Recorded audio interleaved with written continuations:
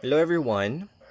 Now, again, dapat yung booklet 1 natin, which is this one, ay dapat nakaprint.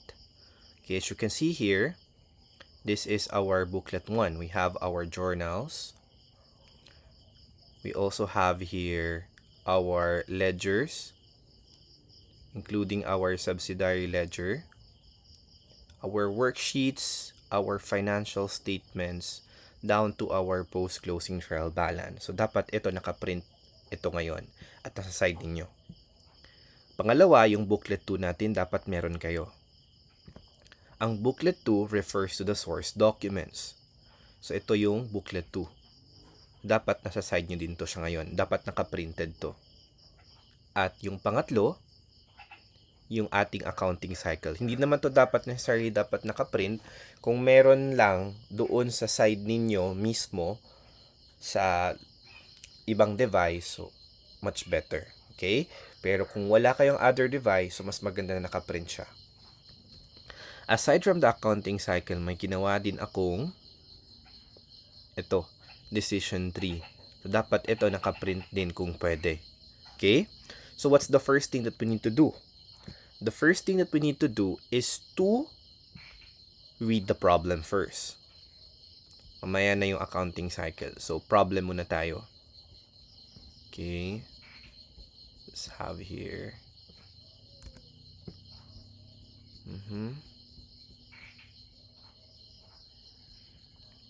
We have here company A. We have here the chart of accounts, account codes, and also the chart of accounts, all of the accounts of the companies. And we have here the instructions. So it's important that we read the instructions. 1. Arrange chronologically all the source documents for the month of October 2020. Ibig sabihin, yung mga source documents dapat naka-arrange by date, by series, is dapat din na nakalagay siya sa particular journals. And then, second is journalized transactions, of course. Dito nga lang sa journalized transactions, hindi lamang tayo gumagamit ng general journal, kundi gumagamit tayo ng mga special journals. 4 yun ang special journals natin. 3. Post entries in the journals or special journals respective general ledgers. So, dito pa lang sa instructions natin, baka magtaka na kayo, saan dito ang adjustments? Kasi nasanay tayo sa pagdating sa adjustments, sa pagbabasa natin ng situations, nakalagay agad doon. Dito, sa adjustments, nakalagay dito sa instructions. O hahanapin nyo dapat. So, dapat may critical thinking kayo kung saan ba dito ang mga adjustments natin. Okay? Number 4, depreciation stored and office equipment. So, of course, ito ay isa sa mga part ng adjustments. So, dapat isasalin natin to. Ito naman, number 5, purchase of office supplies are immediately charged to expense. Ibig sabihin, kapag bumili daw ng supplies, i-charge ka agad siya sa supplies expense. Kasi nasanay tayo, kapag bibili ng supplies, i-charge siya sa supplies, and then, it's either i-credit siya sa cash kapag binayaran mo sa cash, or i-credit siya sa accounts payable in case na inutang mo. Okay?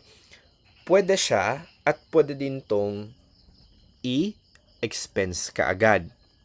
Anong kinagandahan nito pag na-expense mo na kaagad? Kasi, ang gagawin mo na lang is, ina-assume ng business na yung whole supplies na yun ay gagamitin for the accounting period. So, paano naman kapag hindi siya nagamit? So, let's say for example, bumili ka ng bond paper.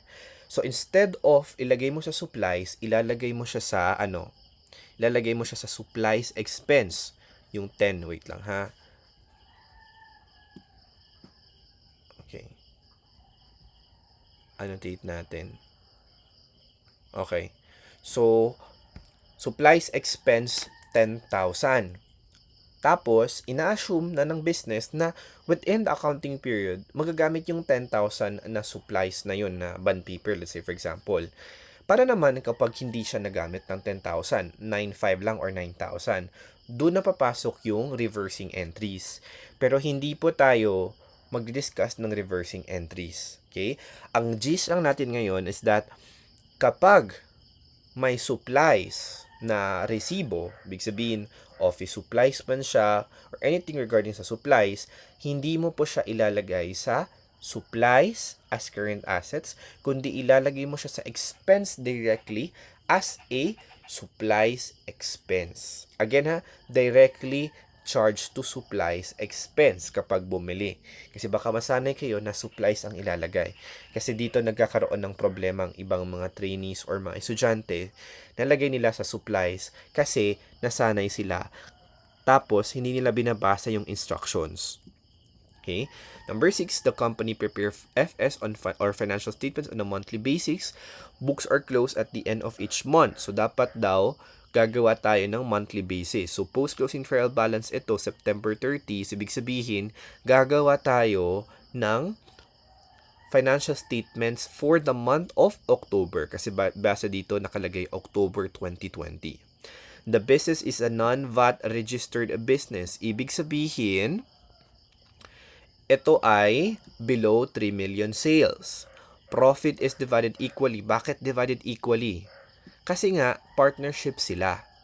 Okay? Ibig sabihin, dalawang tao. 2 or more talaga ang partnership. Pero alam natin na dalawang tao lang talaga dito kasi base sa chart of accounts nila, owner 1 and owner 2 capital. Meron sila dito. Okay, so dalawang tao. So for example, kung 100,000 yung kita nila, 50,000 sila yung owner 1 and 50,000 din yung owner 2. So dapat naka-divided equally. Number 9, percentage tax is 3% per annum on sales revenue. Alam naman natin, kapag when it comes to percentage tax, dapat 3% to based on BIR. At nakabase to dapat doon sa benta at hindi dapat nakabase doon sa kita. Again, percentage tax should be based on the sales revenue. Okay. Naghahanap ako ng pen. Okay. Wala yung pen dito.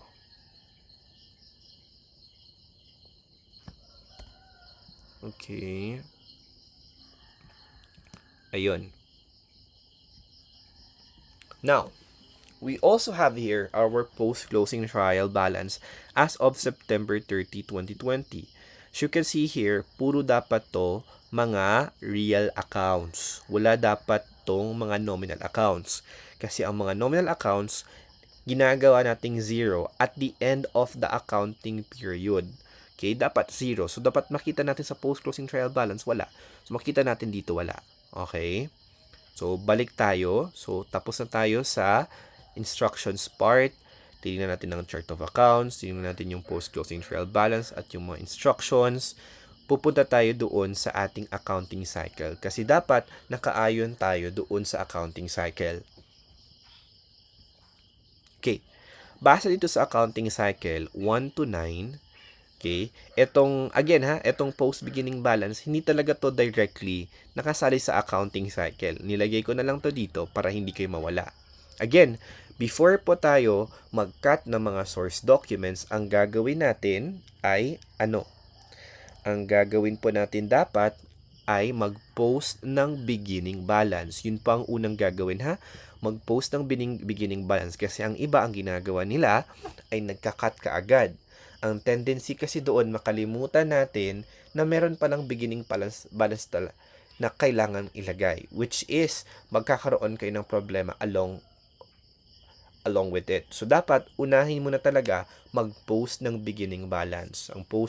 Ang post-closing trial balance natin, ito ay magiging beginning balance natin at our first period. First accounting period. Okay? Okay. We're here. As you can see here, again, unahin natin ha. Ano yung base? Ulit, dito sa accounting cycle natin, dapat una ang post beginning balance. Munta tayo dito. Mag-post tayo ng beginning balance. Again, ito lang, pareho lang ito kanina. So, post-closing trial balance as of September 30. So, ang end ng accounting period nila previously ay September 30.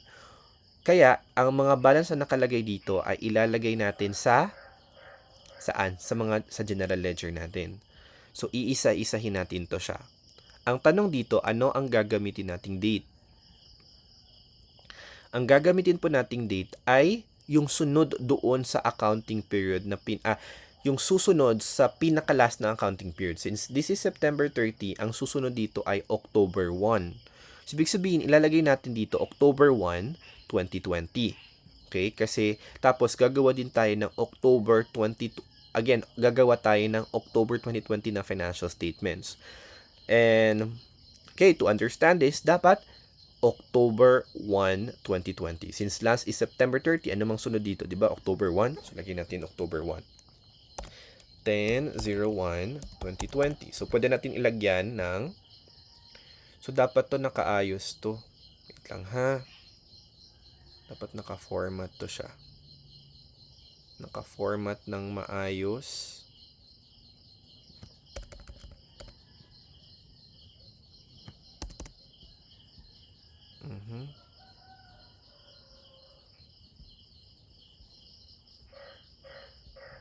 So, lagay natin ng beginning balance.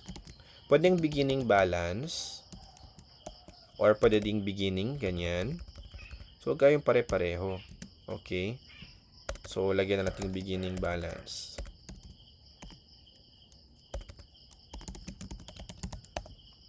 Okay? Tapos, ang PR natin, lalagyan natin ng check.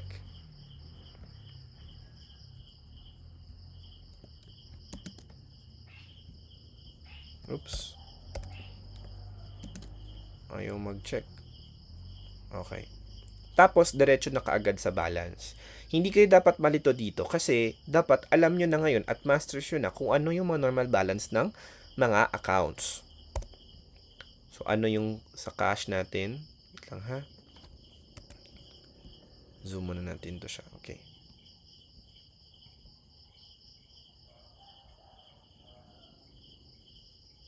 Okay. Oops. So, begin tayo sa cash. Okay, this is cash. Okay, we're done. And then, susunod ay account receivable.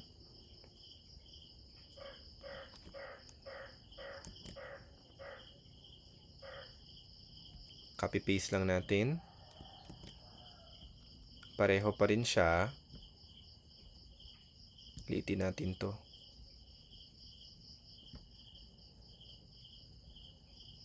Siguro ganyan or 8.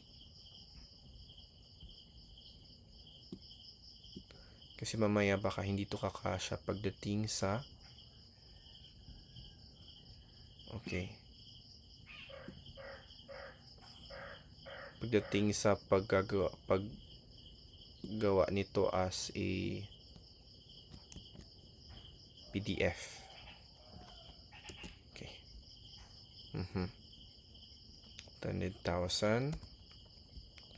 Okay, account receivable natin ay 130. Okay, we're done. Copy-paste lang natin dito. Pareho lang naman yan sila. Beginning balance, ang date is October 1, 2020. Beginning. Kasi, gumagawa tayo, nagpo-post tayo ng beginning. So, pagkasunod is office equipment. Ito. Office equipment natin ay, 210. Okay.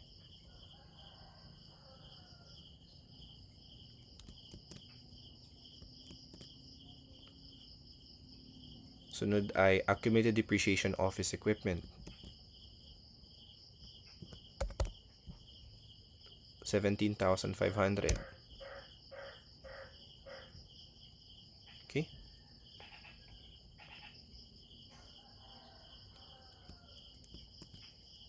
Sunod ay withholding tax payable.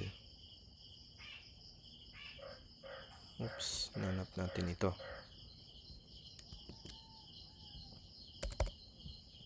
Withholding tax ay 1,226.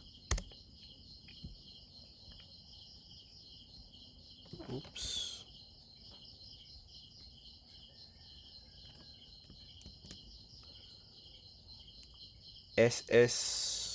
Expanded withholding tax ang sunod. Dapat mahalaga talaga na merong check mark. With expanded withholding 1,000.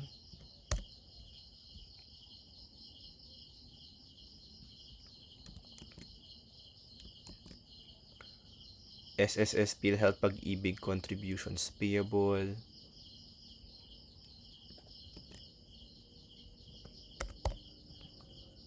Ito, 6,700.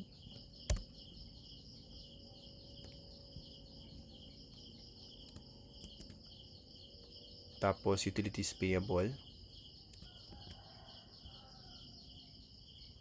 Dito naman, pwede naman talaga na lagyan mo pa rin siya, it's either debit or credit. Pero sundan nyo na lang yung format ko na nakalagay siya kaagad doon sa balance. Hindi naman to general talaga dapat sa debit and credit. Kasi, reality, pwede mo naman talaga siya ilagay, it's either debit or credit. Pero, para mas clean and uniform, dapat sundin nyo na kapag beginning balance, diretso siya sa balance. Hindi kayo dapat malito dito kasi nga, dapat alam nyo na ngayon at master nyo na ang normal balance. Utilities payable.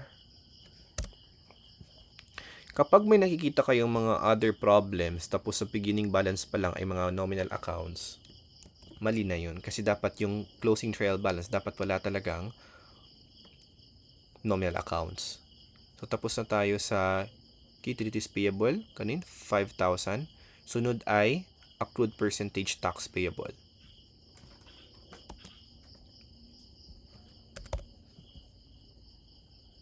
$10,000. Okay. Oops.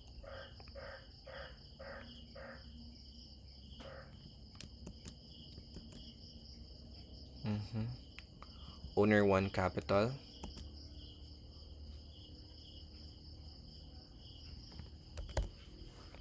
$299,267.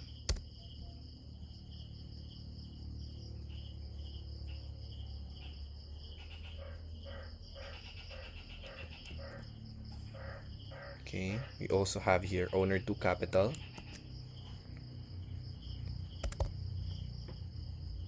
$299,267.